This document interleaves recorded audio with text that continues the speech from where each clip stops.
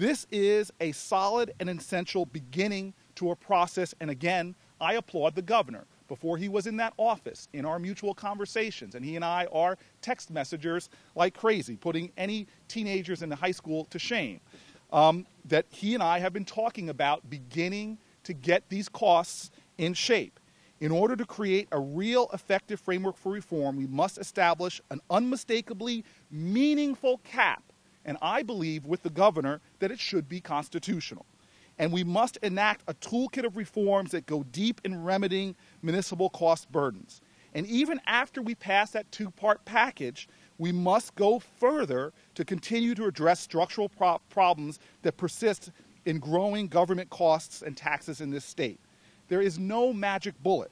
As the governor and I both believe, we must enact a toolkit reform now, and in my view, we must move on to undertake deeper reforms that get at the most embedded causes of government increases, from ballooning healthcare costs to rising utility costs. Another layer of unfunded mandates. Intensive work on shared services and other creative inter-town strategies must be done.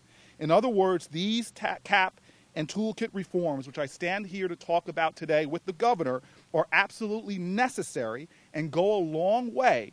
But we cannot rest on our laurels because they are not the end of the story. They are necessary but not fully sufficient. We must build an ever stronger, bipartisan, ongoing partnership to remedy what fiscally ails our community as a whole. I want to say again, I am grateful that the governor is here in Newark. He began his leadership as governor in this city, and he and I, if we are going to begin to transform this city, we need to have a bold, unfettered partnership in doing it. We need to ignore the invisible lines that separate us and find our common ground.